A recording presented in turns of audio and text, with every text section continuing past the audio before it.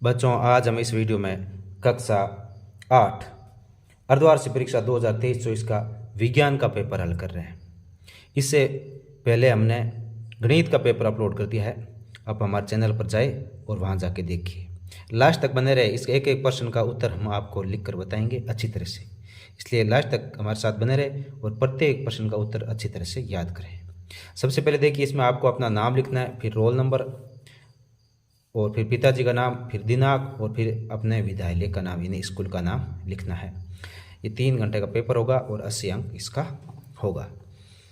तो इसमें अगर RKSMB के अगर आपके विद्यालय में हो रहा है, सरकारी स्कूलों में जैसे, तो उसमें क्या है कि आपके ये पूर्णांक क्या है थोड़े कम हो जाएंगे, लेकिन प्रश्न ऐसे ही आएंगे।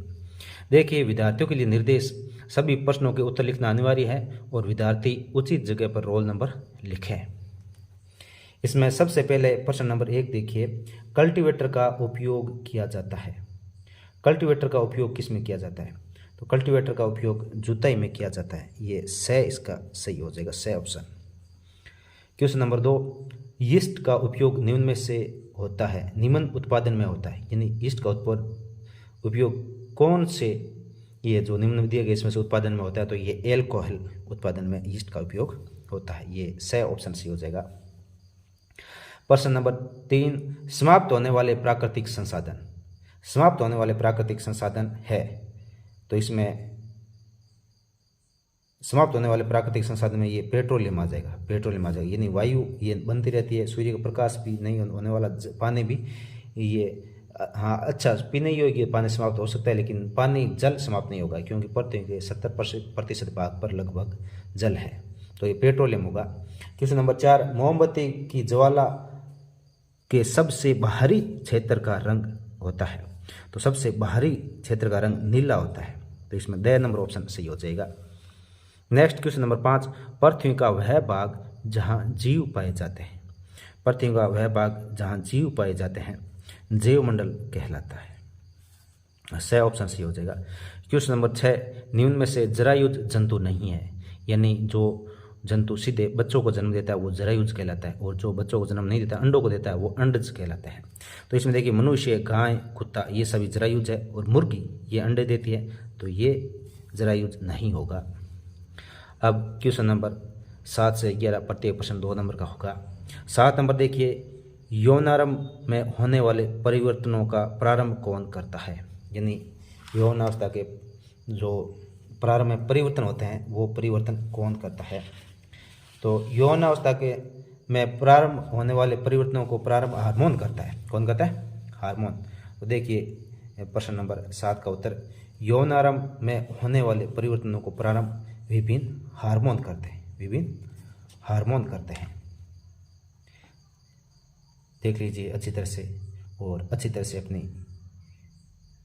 नोटबुक में से नोट करें और याद करें। उसके बाद में प्रश्न नंबर 8, पेशीय बल से क्या समझते हो, यानी पेशीय बल क्या होता है? पेशीय बल जो मांसपेशियों द्वारा, हमारे शरीर की जो पेशियां उनके द्वारा जो बल लगाया जाता है वो क्या कहलाता है? पेशीय बल कहलाता है। तो पेशीय बल का देखिए, पेशीय बल हमारे शरीर की मांसपेशियों द्वारा लगाया गया बल पेशीय बल कहलाता है। अच्छी तरह से देखें और अपनी नोटबुक में से नोट करें। हमारे शरीर की मांसपेशियों द्वारा लगाया गया बल पेशीय बल होता है। इस बार में नेक्स्ट क्वेश्चन नंबर 9 देखिए, कर्षण क्या है? तो कर्षण क्या होता है? जो घर्षण बल तरल होते हैं, जो तरल द्रव पदार्थ होते हैं, उनके द्वारा जो बल लगाया जाता है वो कर्षण कहलाता है। तरलों द्वारा लगाए गए बल को कर्षण कहते हैं। तो देखिए प्रश्न नंबर 9 का उत्तर, तरलों द्वारा लगाए गए घर्षण बल को कर्षण कहते हैं। अच्छी तरह से देखें, अपनी नोटबुक में से नोट करें। तरलों द्वारा लगाए गए घर्षण बल को कर्षण कहते हैं।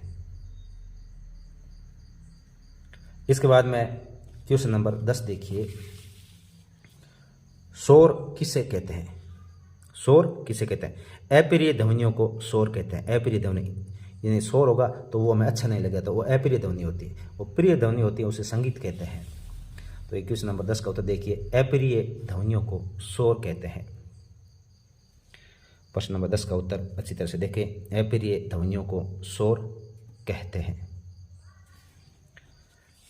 इसके बाद में क्वेश्चन नंबर 11 देखिए, किन्हीं 4 द्रवों के नाम लिखिए जिनमें विद्युत का चालन होता है। जिनमें विद्युत का चालन होता है, यानी ऐसे द्रव जिनमें क्या विद्युत का चालन होता है, यानी करंट जिसमें आता हो। तो इसमें प्रश्न नंबर 11 का देखिए, विद्युत का चालन करने वाले द्रव, विद्युत का चालन करने वाले द्रव, नींबू का रस, सिरका, चूने का पानी, सोडियम हाइड्रोक्साइड का विलयन, ये सभी क्या है इसमें ये विद्युत का चालन होता है। यानी इनमें अगर विद्युत धारा लगा दे और अपने हाथ डालेंगे तो करंट आएगा। नींबू का रस, सिरका, चूने का पानी और सोडियम हाइड्रोक्साइड का विलयन, ये 4 चीज़ें हैं। अच्छी तरह से इन्हें नोट करते जाए। प्रत्येक प्रश्न का उत्तर बहुत ही अच्छी तरह से लिखकर हम आपको बता रहे हैं। आप ज़्यादा से ज़्यादा शेयर करें अपने दोस्तों के साथ, वीडियो को ज़्यादा से ज़्यादा शेयर करें ताकि आपके दोस्त भी समय पर अपने तैयारी कर सके एग्जाम की। इसके बाद में क्वेश्चन नंबर नेक्स्ट आता है 12। अब ये 4 नंबर के क्वेश्चन आएंगे सारे आगे। तड़ित से अपनी सुरक्षा के 3 उपाय बताइए। तड़ित यानी जब बिजली गिरती है बारिश के समय में तड़ित चालक जिसे कहते हैं, उससे अपनी सुरक्षा के 3 उपाय बताने हैं। तो इसमें देखिए तड़ित से सुरक्षा के उपाय, तड़ित से सुरक्षा के उपाय। क्वेश्चन नंबर 12 का उत्तर ये देखिए, तड़ित की गर्ज सुनते ही किसी मकान अथवा भवन में चले जाना चाहिए। यानी जैसे हमें बारिश के समय गर्जना सुनाई देती है तो हमें तुरंत मकान के अंदर चले जाना चाहिए। यदि हम किसी कार अथवा बस द्वारा यात्रा कर रहे हैं, कोई कार या बस में यात्रा कर रहे हैं, तो वाहन की खिड़कियां व दरवाजे बंद कर लेने चाहिए। वाहन की खिड़की और जो दरवाजे वो बंद कर लेने चाहिए। उसके बाद में तीसरा है, यदि हम किसी खुले क्षेत्र में हैं तो हमें सभी वृक्षों से दूर चले जाना चाहिए। यानी बड़े बड़े जो पेड़ होते हैं उनसे हमें दूर चले जाना चाहिए खुले के अंदर। ये 3 तरह से सुरक्षा के उपाय अच्छी तरह से देखें, अपनी नोटबुक में इन्हें नोट करते जाए।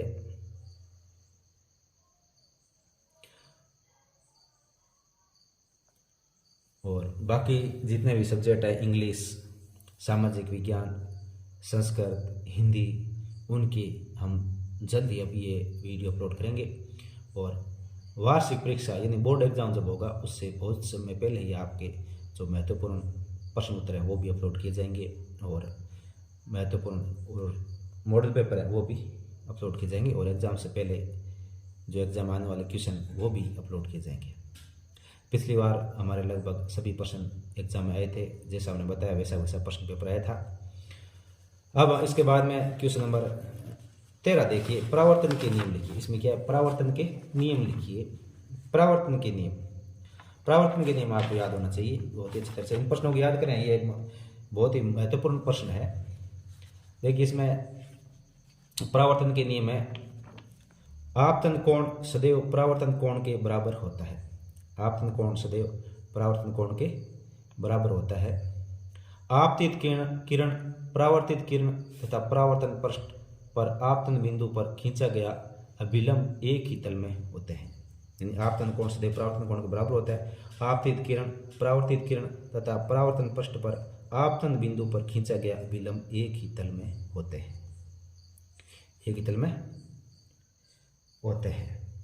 ये परावर्तन, देखिए इसमें ये चित्र बनाया, इसमें ये आपतित किरण है और ये परावर्तित किरण है। ये इधर से जो आ रही है, ये देखो ऐसे लगा हुआ है, ये आ रही है तो आपतित किरण, और ये परावर्तित होते हैं परावर्तित किरण। जो जहाँ पे ये दूसरे से इस पे परावर्तन जो पृष्ठ है इससे टच हो रही है उसके ऊपर एक अभिलंब खिंचा, ये अभिलंब है। तो ये कोण आपतन कोण और ये परावर्तन कोण, ये दोनों बराबर होते हैं। तो आपतन कोण सदैव परावर्तन कोण के बराबर होता है, यानी ये जो आपतन कोण है ये परावर्तन कोण के बराबर होगा। और आपतित किरण परावर्तित किरण और अभिलंब तीनों एक ही, ये जो बिंदु है उस बिंदु पर एक तल में एक बिंदु पर स्थित होता है। तो ये तीनों एक जगह, यहाँ पे ये, यहाँ पे ये और यहाँ पे ये अभिलंब है। इसके बाद में क्वेश्चन नंबर 14 देखिए, हमारे जीवन में सूक्ष्म जीवों के कोई 4 उपयोग लिखिए। सूक्ष्म जीवों के हमारे जीवन में क्या उपयोग है वो हमें लिखना है। कोई 4 उपयोग सूक्ष्म जीवों के हमें लिखना है। तो बहुत सारे उपयोग सूक्ष्म जीवों के आप आसानी से लिख सकते हो। जैसे सूक्ष्म जीवों में दूध से दही बनाने में काम आता है, टीके वैक्सीन बनाने में काम आता है, बायोगैस या कंपोस्ट खाद बनाने में सूक्ष्मजीवों की महत्वपूर्ण भूमिका होती है। सूक्ष्मजीव वायुमंडलीय नाइट्रोजन का स्थिरीकरण भी करते हैं। तो इस प्रकार से लिख सकते हो, ये देख लीजिए अच्छी तरह से और इन्हें नोट करें। प्रश्न नंबर 14 का उत्तर है ये। हमारे जीवन में सूक्ष्म जीवों की उपयोग। लैक्टोबैसिलस नामक जीवाणु दूध को दही में परिवर्तित कर देता है। नेक्स्ट, सूक्ष्म जीवों से टीके वैक्सीन का उत्पादन बड़े स्तर पर किया जाता है। नेक्स्ट, बायोगैस तथा कंपोस्ट बनाने में सूक्ष्म जीवों की भूमिका महत्वपूर्ण होती है। नेक्स्ट चौथा देखिए, सूक्ष्म जीव व नीले हरे शैवाल वायुमंडलीय नाइट्रोजन का स्थिरीकरण करते हैं। सूक्ष्म जीव और नीले हरे शैवाल वायुमंडल की जो नाइट्रोजन होती है उसका स्थिरीकरण करते हैं। इससे क्या होता है, स्थिरीकरण होगा तो इससे जो भूमि है उसमें नाइट्रोजन की अधिकता होगी और जो पौधे हैं वो अच्छे ग्रोथ करेंगे। उसके बाद में नेक्स्ट जो प्रश्न हमारा 15 नंबर है, सीएनजी और एलपीजी का ईंधन के रूप में उपयोग करने के क्या लाभ है। यानी सीएनजी और एलपीजी अपन उपयोग कर रहे हैं तो क्यों उपयोग करें, क्या कारण है, क्या लाभ है इसका, तो वो हमें इसमें बताना है। तो सीएनजी और एलपीजी क्या एक स्वच्छ ईंधन है, वायु प्रदूषण भी नहीं होता है और आसानी से जलता भी है और आसानी से उपलब्ध भी हो जाता है और ज्वलन ताप उचित होता है, यानी कम ताप पर ये जलना शुरू हो जाता है आसानी से। तो इस प्रकार से कर सकते हो और इसका तापमान भी बहुत ज़्यादा वो कल्पनाक। इसमें देखिए, सीएनजी और एलपीजी का ईंधन के रूप में उपयोग करने के लाभ निम्नलिखित हैं। यह स्वच्छ ईंधन है, वायु प्रदूषण नहीं होता है, आसानी से जलता है, आसानी से उपलब्ध हो जाता है, ज्वलन ताप उचित होता है। उचित यानी कम होता है, ये जल्दी से जलना शुरू कर देता है। अच्छी तरह से अपनी नोटबुक में इन्हें नोट करते जाएं, लिखते जाएं साथ साथ में, ताकि आप इन्हें अच्छी तरह से याद कर सकें। बहुत ही महत्वपूर्ण प्रश्न है ये एग्जाम की दृष्टि से, आपके बोर्ड एग्जाम की दृष्टि से भी बहुत ही महत्वपूर्ण एग्जाम है, पॉइंट है ये। अच्छी तरह से याद करते जाएं।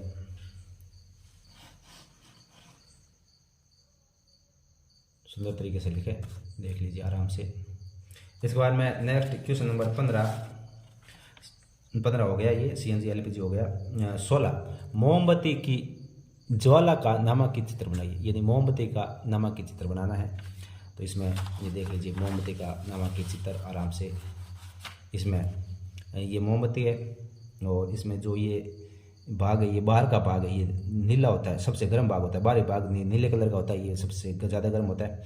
और उससे अंदर जो पीले कलर का होता है वो आंशिक दहन होता है, यानी बहुत कम जलन होता है। ये जलता तो पीले रंग का भाग होता है, ये इसकी वजह से कम गर्म होता है। और सबसे बीच का भाग ये क्या है, ये काला भाग है, सबसे कम दहन इसमें होता है। काला भाग सबसे कम दहन होता है, इससे ज़्यादा इसमें दहन होता है और सबसे ज़्यादा दहन इसमें होता है बाह्य नीले भाग में।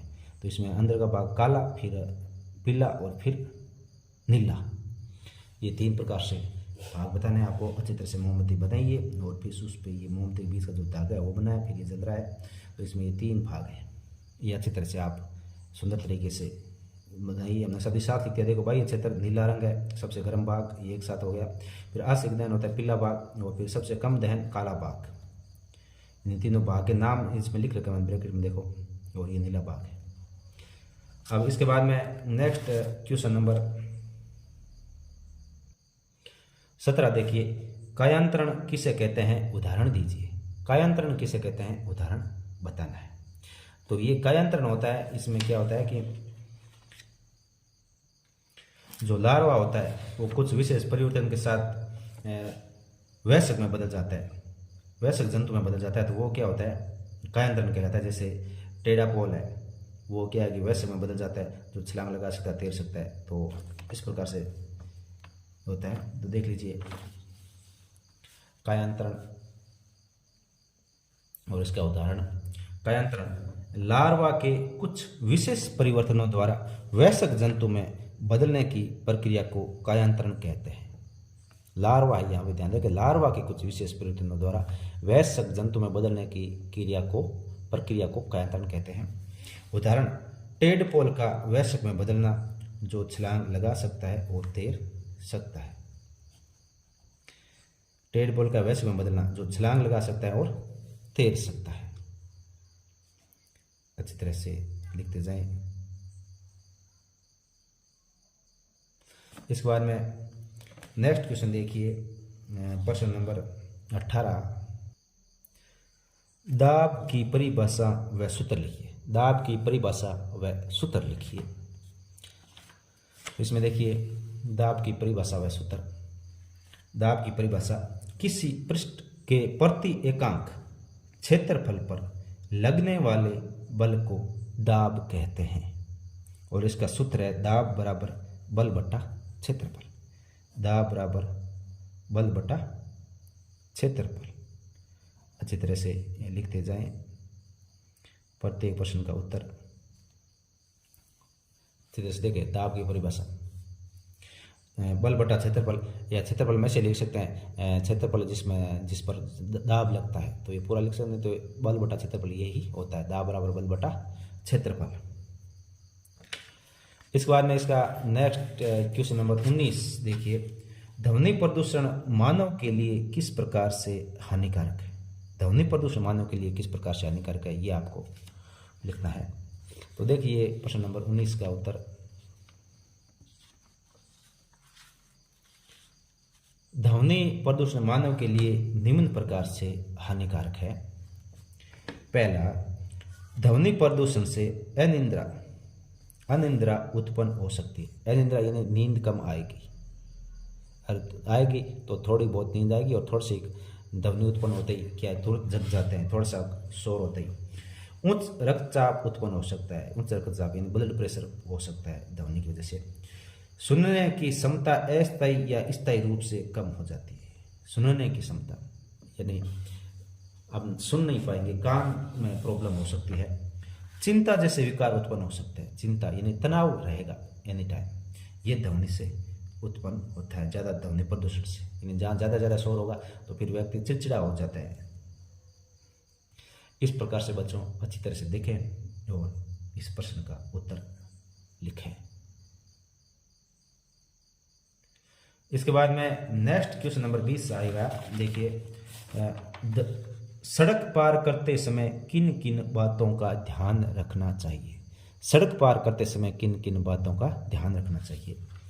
तो सड़क पार करते समय हमें जेब्रा क्रॉसिंग से पार करनी चाहिए। सड़क हमेशा उस समय पार करनी चाहिए जब वाहन लाल बत्ती पर रुके हो, और सड़क पार करते समय हमें अत्यंत सावधानी बरतनी चाहिए। ये कुछ शॉर्टकट में हमने लिखा है, अच्छे तरीके से लिखें।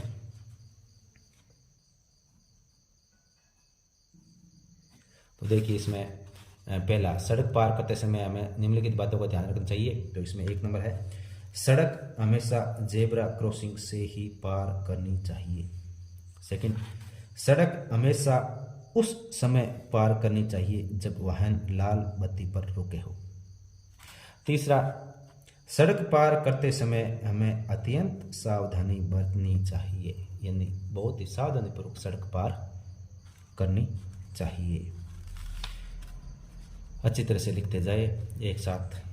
और इसके बाद में नेक्स्ट जो क्वेश्चन नंबर 21 है, 21 में मानव नेत्र का नामांकित चित्र बनाइए। मानव नेत्र यानी जो आपकी आंख है उसका नामांकित चित्र बनाना है। तो बहुत अच्छी तरह से देखिए, ये मानव नेत्र का नामांकित चित्र है। इसमें मानव नेत्र का नामांकित चित्र बनाइए। तो ये मानव नेत्र का नामांकित चित्र है। तो इसमें ऐसे बनाना है। इसमें ये पेशी पक्षापेशियाँ, जिससे ये जो है ना इसका लेंस, आँख का लेंस जिससे ये पकड़ रखा है, ये पेश है, इसको बोलते हैं पक्षापेशियाँ। ये परितारिका, ये आगे का भाग होता है जो हमारे कॉर्निया और रेटिना इसको सेट करता है, कॉर्निया। और ये लेंस है, और ये आगे का भाग ये कॉर्निया है। ये क्या है, कॉर्निया। और ये इधर रेटिना है। ये जो पीछे का भाग जहाँ पे हमें प्रतिबिंब बनता है अपनी किसी वस्तु का, वो रेटिना भाग होता है। और ये प्रकाशिक तंत्रिका, ये पीछे का भाग है जो अपने संदेश अपने मस्तिष्क तक भेजने का काम करते हैं। ये प्रकाशिक तंत्रिका होती है पीछे की तरफ। ये रेटिना होता है,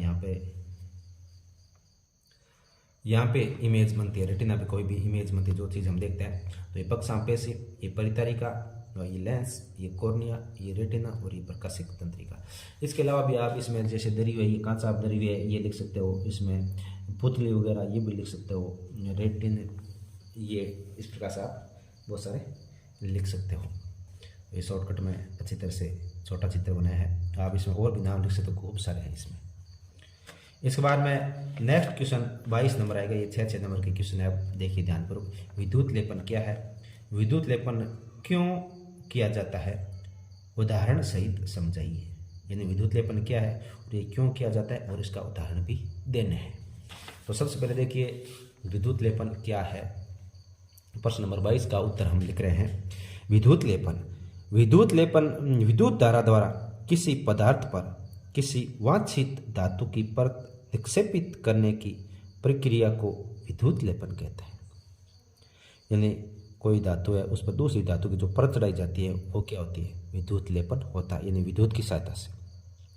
तो इसका कारण क्या है, क्यों करते हैं विद्युत लेपन, क्या उपयोग है विद्युत लेपन का। तो इसमें विद्युत लेपन का कारण है मूल धातु को संक्षारण से बचाने के लिए। जो मूल धातु होती है उसको संक्षारण से बचाने के लिए, आकर्षक दिखाने के लिए और खरोंचों से बचाने के लिए। मूल धातु से बचाने का मतलब यह है कि मान लो कोई धातु है जो जैसे जल्दी जल्दी जंग लग जाता है तो उस पर ऐसी परत चढ़ा दे जिससे क्या है कि वो जंग नहीं लगे। और आकर्षक दिखाने के लिए, यानी जैसे चांदी की कोई वस्तु और उस पर हम सोने का परत चढ़ा देंगे, वो आकर्षक लगेगी, तो वो क्या है, वो भी विद्युत लेपन से होता है। और खरोंच से बचाने के लिए, यानी कोई वस्तु जल्दी से जिस पे खरोंच जिस पे निशान हो जाते हैं तो उसको कम करने के लिए क्या है, दूसरी परत चढ़ा देते हैं जिससे क्या है कि उस पर खरोंच नहीं आए। और इसका उदाहरण देना है तो उदाहरण देखिए, चांदी के आभूषणों पर विद्युत लेपन विधि द्वारा ही सोने का लेप चढ़ाया जाता है। यानी चांदी का जो कोई वस्तु होती है तो उस पर हम सोने का जोड़ बोलते हैं जिसे, तो वो विद्युत लेपन विधि से चढ़ाते हैं जिससे क्या बोलते हैं, विद्युत लेपन ही बोलते हैं।